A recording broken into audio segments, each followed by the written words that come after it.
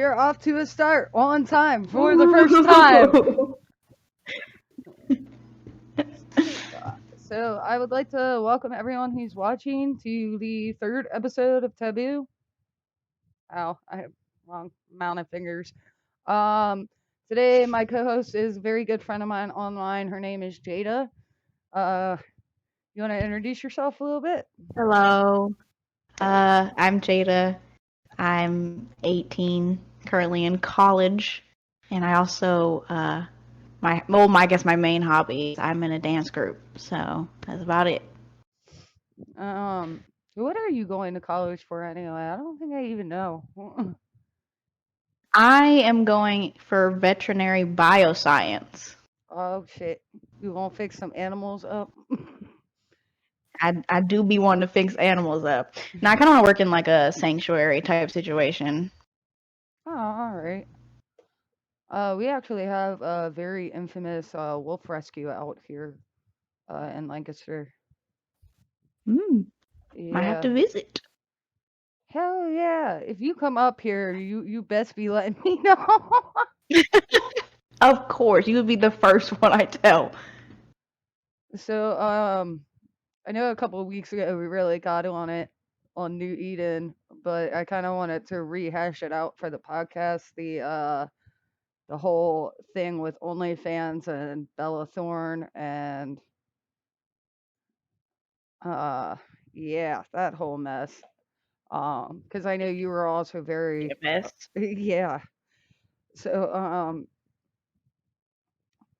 you wanna start with what happened, and then we can just kind of go off of each other. Yeah, so to explain what basically happened, Bella Thorne, this is like her words. She wanted to experience what it would be like to be quote unquote a sex worker, for a kind of, I guess, documentary she was planning to do. So she joined the website and she ended up gaining $1 million in a day. Um, that's fine or whatever, get your money how you get your money. The problem is that OnlyFans is a sex worker based website where there are nude photos, nude videos, all that type of stuff. She advertised her content as, nude, NSFW, all of that. People paid extra amounts of money. It was like $200 for a photo set, and none of the photos were nude. That means when people got upset, they wanted their money back, of course. So OnlyFans experienced basically a shutdown of sorts because, they're taking this money and they're already paying people as we speak. So they can't exactly give everybody their money back when it's like thousands of people asking for $200 plus back. So, in turn, um, OnlyFans created some new rules where at first the tip amount got put down all the way to $50. And now, instead of people being able to claim their money every 7 days, people now have to wait a full month before they can get their paychecks. This means like smaller sex workers who use this money to live off of are basically screwed over because they're living week to week, check to check. So that's basically the full thing and why it kind of blew up because she is a millionaire already.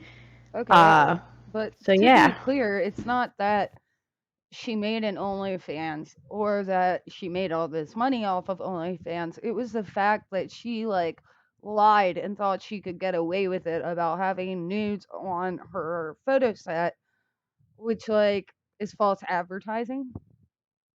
absolutely. And in that error and thinking she could get away with that, she like ruined the site for a lot of people, especially during COVID. Um, Yeah. When a lot of people don't have actual, like, you know, salary based jobs, and some people have chosen to do OnlyFans as like maybe a side hustle or like even their main form of income. So, and I know like a lot of people don't consider sex work to be like an actual job, but it's sex workers, whether you be high end strippers, models, a lot of people that do on a commission basis weren't able to apply for unemployment or if they did, they got some minuscule amount because I don't know about how things work where you live, but where I live, they don't even count tipping even if you do record it. It would be your hourly wage. So if you don't have an hourly wage, then you basically get screwed over for any kind of assistance or help during this like troublesome time. So and that like I know a lot of people who weren't even sex workers turned to OnlyFans, and like this is like I hate jobs that I have to wait 2 weeks to get my paycheck, let alone a month. Like seriously.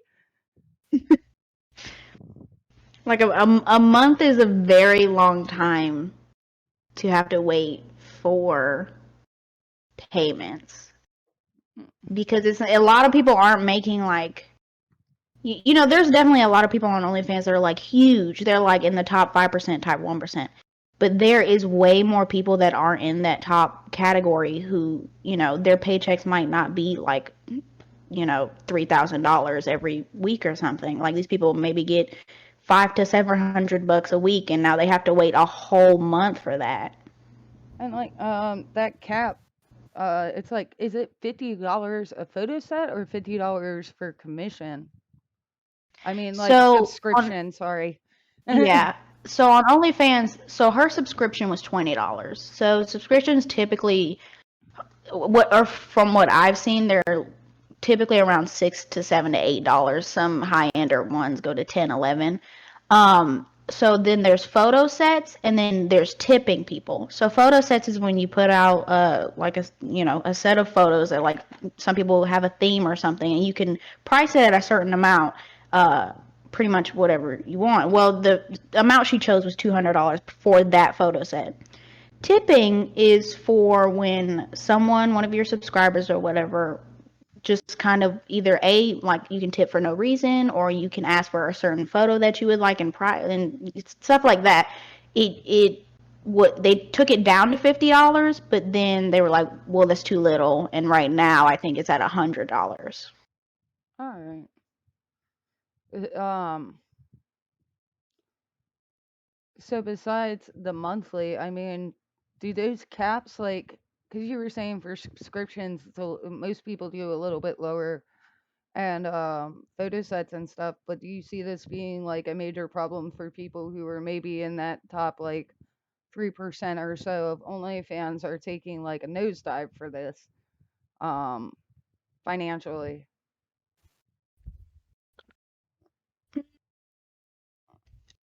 I Er, don't know about if they're super like affected by this per se, because I don't really know none, like I have a lot of friends that are like, you know, in the lower percentage, and from like anecdotal evidence they're kind of affected by it more, but I don't know how bigger creators are reacting to this, Well, or if they're even at all.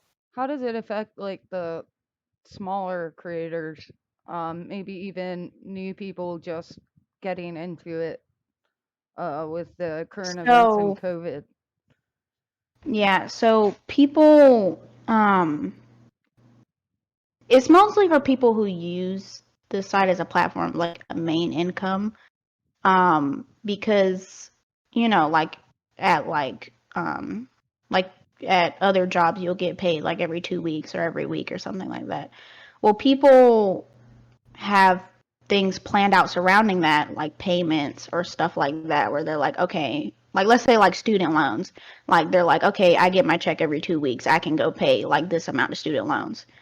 Well, if you've already made that commitment and you're all of a sudden your whole life changes and you only get paid once a month, that puts you very behind your own schedule. So then we fall into the thing where it's like, well, people have kids to feed, people have people to take care of, elderly people to take care of, people have things to get fixed. Like if your car is in the shop and you can't go, you know, pick your kids up from school, it causes a lot of, I guess some people would call it smaller problems that eventually become bigger problems. Yeah, it's definitely I said it disarray though. I feel like as far as OnlyFans as it gains popularity, I feel like they would have eventually got to the point where they would have now a month seems kind of overkill, but they would have to put some things in perspective for exactly this kind of thing. A forum becomes too popular and then you have to regulate from there. Well, how do we stop from having $1 million refund in a matter of a few days? Though personally feel like they could have handled it better. Like instead of doing the weekly pay, maybe bumping up to 2 weeks with like, maybe like 3 days after somebody gets their photo set or whatever, give like a window for people to complain. Instead of doing everything with immediacy, kind of like how it takes a couple days for a check to clear the blank. Um, Yeah. but I don't know. That gets a little above and beyond my head. I'm not an accountant, neither am I a techie. But I just feel like it could be managed better on their part. Yeah, that was definitely one of the biggest problems was the fact that like as soon as they found out it happened, like the website shut down basically. There was no like it wasn't like they gave out like a warning to creators, hey, in a week these changes are going to be made. So it was like that night they changed. Oh wow, they changed their entire terms of service overnight. The next day, people woke up and saw that they were not allowed to claim their money until 30 days payout, and that was it. Holy shit. All right. Well, we've been chatting for a while about this shit, and I have a guest patiently waiting to be introduced. So if you're good with it, I'm gonna cut to the pause screen and pull my buddy in here. Sound good? Ooh. All right. And just a preface for everybody watching, we are winging it this week. Had a cancellation on the original interview, so we have no idea what we're doing. Welcome to the chaos.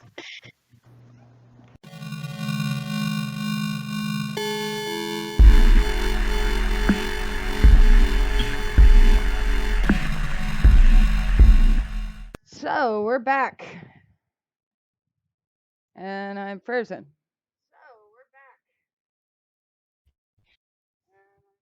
We are back. Um, Hi, everybody. all right, guys. So this is a very old friend of mine named Richard Hinkle. He's an electrician. He went to trade school. He comes up with some really crazy ideas and builds most of the shit in his house. How you doing, Richard? I'm pretty good. How are you? All right. Um. So, you want to tell us a little bit about yourself that I didn't maybe already cover? And You did a pretty good job. Um, with a broad brush that covers most things. Yeah. Went to trade school, electrician, and I fuck around and find out what I can build. You got any projects you're working on right now? Yeah. I made a pretty cool box this weekend because I broke the one in my drawer. And I was trying to make a chisel, but that didn't go so well. So that's going in the trash, and I'll Oh, try again. I want to know how you fuck up a Yeah. chisel. So you use a piece of mild steel that doesn't have enough carbon in it, so it doesn't get hard enough to actually be a chisel, no matter like how many times you harden it. And I don't have the capabilities to introduce carbon to it, so it can get harder. So yeah, now it's just a pointy shank, pretty much. Dude, Shank. Yeah, you need an yeah. oxy acetylene torch and a fucking railroad dike, and there you go. Yeah, so I had the railroad tie. I didn't blacksmith it at all. I just left it in the fire pit until it was red hot, and then I quenched it, and then I stuck it in the smoker for like 5 hours to temper it. And yeah, just it wouldn't get sharp. Like you could get it sharp, but it would still like roll over on the edge. So apparently that means it's not hard enough. And so I guess I could continue to do that over and over again until it's so hard that it just fractures. Um, or I can just get an actual piece of steel that has enough carbon in it to do that. Um, Yeah. Sounds like a fun project. Sounds like some old Renaissance Yeah. style blacksmithing. Yeah, that might be my next option. To just because I think if I get it red hot and I start moving the metal around, I can like introduce like charcoal to it and try and like overlap it and make kind of like a Damascus. So that might yield different results. I wish you luck. So I wanted to kind of dive into the maybe some of your experience as a student in trade school and some of the all those fun taboos that we weren't supposed to cross in school. Uh Thaddeus Stevens was always quite fun for that. yeah, the year that you went there, wasn't that like it was like the second year that they did drug testing. Oh yeah, And like that was a real bummer. we were like into our fourth term, and right before we got like our quarter term ship results, like our grades and stuff, um they Yeah, actually like kicked out the entire third floor of the one guy's dormitory. yeah, that's believable. Apparently it smelled like weed through all the way down the hall and like into the steps, and they just like Yeah, called police and everyone got kicked out of school, and this was like probably close to like 20 or 30 students that just got booped overnight. yeah, yeah, that'll happen. Um, I never saw like an entire floor of people get kicked out, but I definitely had. We had one friend that was like perpetually stoned, and he, would go to class fucked up every day to the point of like soldering pipes together in plumbing and like dripping solder on his beard because he was just like underneath of it, just baked, and like would sleep under the tables. And they're like, dude, you gotta get your shit together. I didn't say And yeah, he ended up so. Oh Oh jeez. my goodness. I've never had something that bad. I did have the only time I experienced like I guess someone on, any type of drug in school was like this kid. He was like he wasn't supposed to be in that class. It was a class for sophomores and he was a senior. But like he was just like out of it. Like he was out of it so bad. I don't know what he took, but he fell on the floor and started like having a seizure and like our teacher was just like our teacher was the worst. Like she just looked at him and kept teaching. And I was just like, "Oh my god, what somebody needs to call someone." that's insane. Yo, she's like, they don't pay me enough to deal with this bullshit.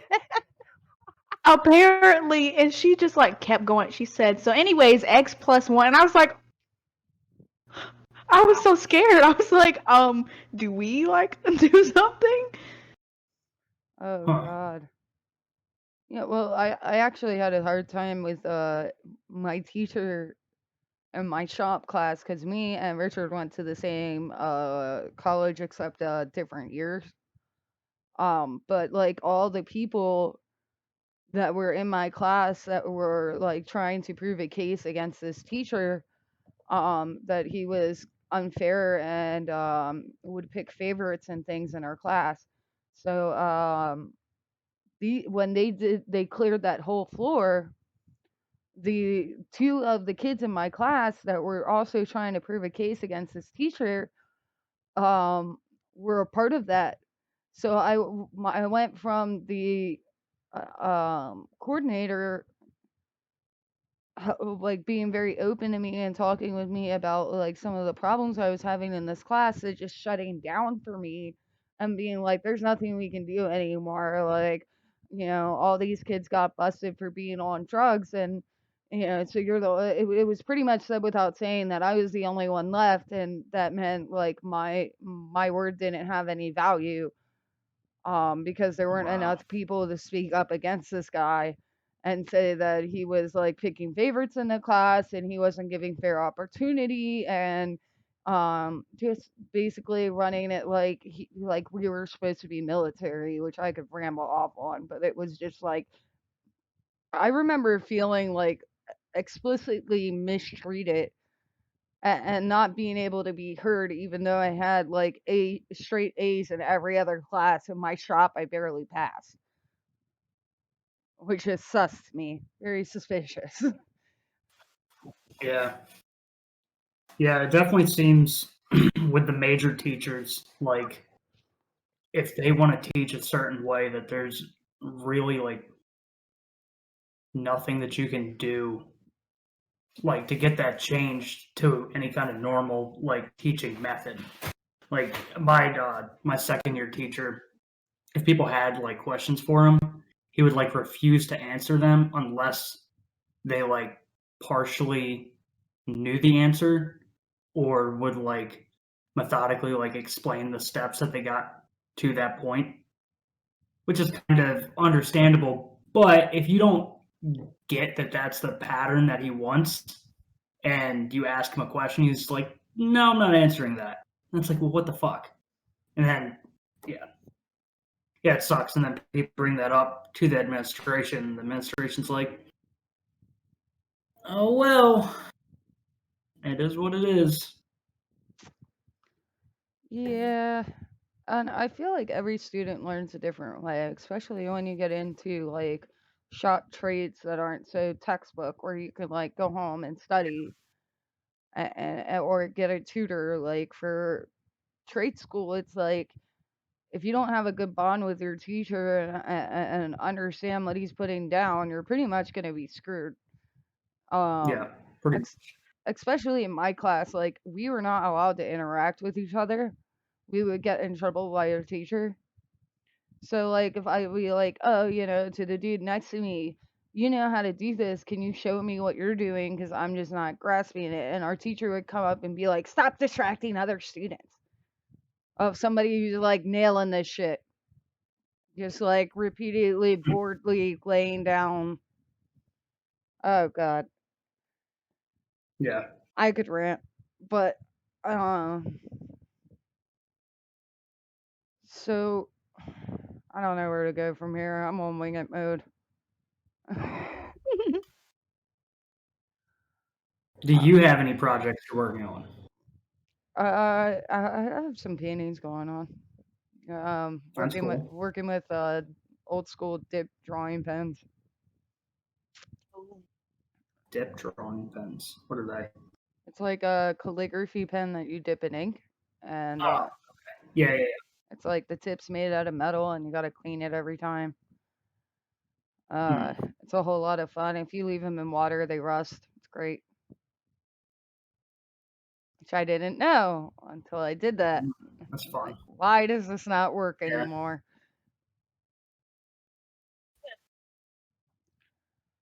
But so how do you two feel about student loans?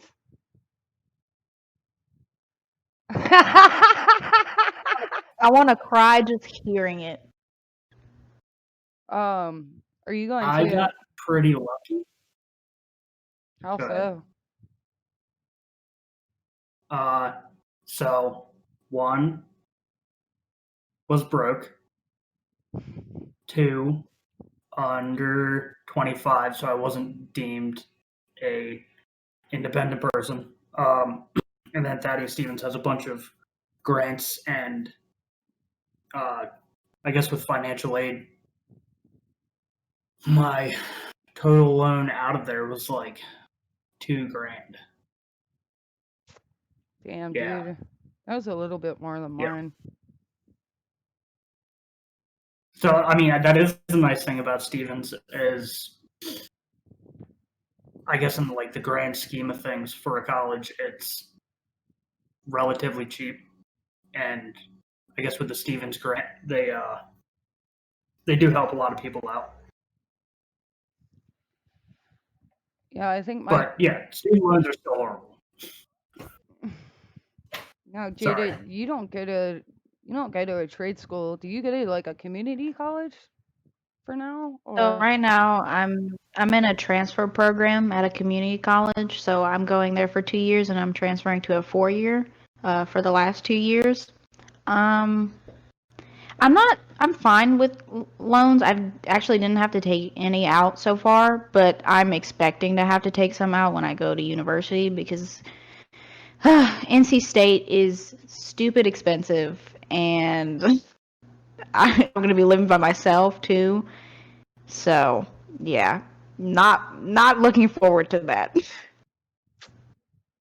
are you not uh interested in like dorm life at NC? So okay. When I said living alone, I meant just not on campus.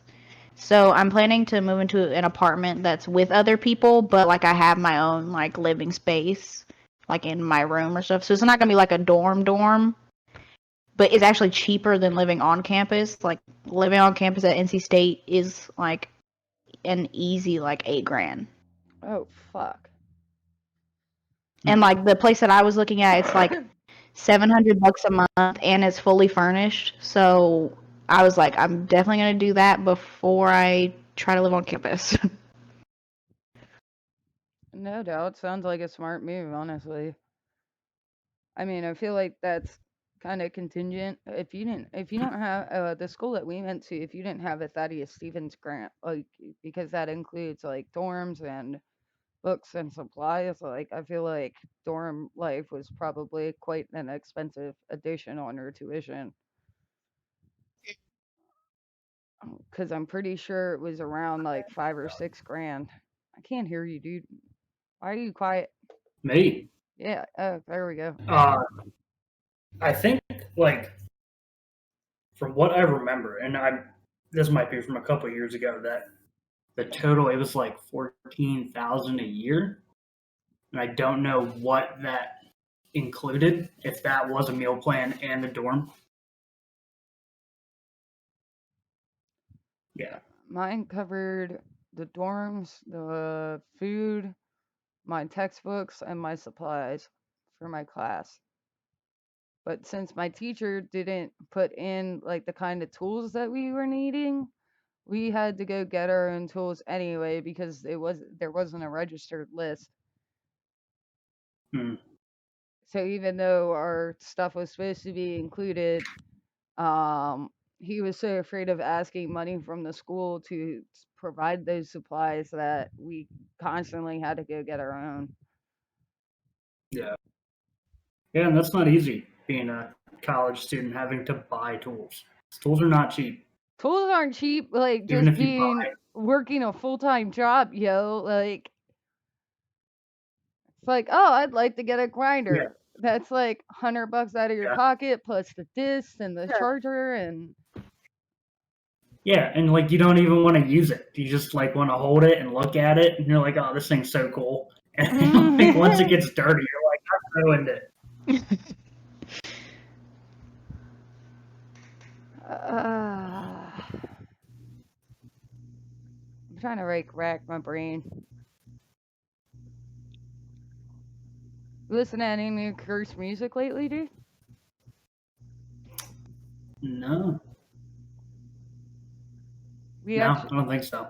we actually played some in the Call of Cthulhu, not this past one, but the one before, and Twitch muted it because we had copyrighted songs. But we had what was that jazz song? The like major Ninth Symphony. No, that's not it. I think that's a Beethoven song. Yeah, I was Um, gonna say. like I think it's called like Death Waltz, and I think it's old enough Yeah. to be like public domain. Well, it might have been another song, but we got muted. That episode's like you can watch us and just like imagine what's happening. Uh What did Are you talking about the one with the sheet music on it? That looks like somebody was like on some serious drugs and wrote that music out. Yeah. Yeah. I don't know. I'm trying really hard to wing it, but I usually prepare a little bit for my interviews, and I'm like, this is straight from my ass. I'm not good at thinking on the spot.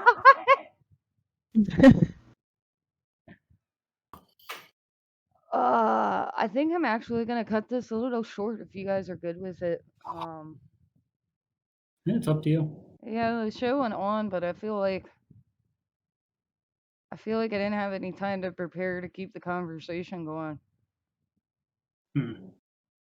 Because we had a whole 15 minutes to pull this shit together. Yeah, I'm gonna wrap up here if you guys are cool. I want to thank all six of you who are watching. I appreciate you guys. Thank you, Richard, for being our last minute on the spot guest, and Jada for co-hosting with me. And next week's interview is with a piercer. Hopefully, he doesn't dodge. And yeah, so I will see you guys viewers next week, and thank you guys for putting this together last minute with me. Hope you all Yeah, have a no great night. problem. Thanks, you You too. too.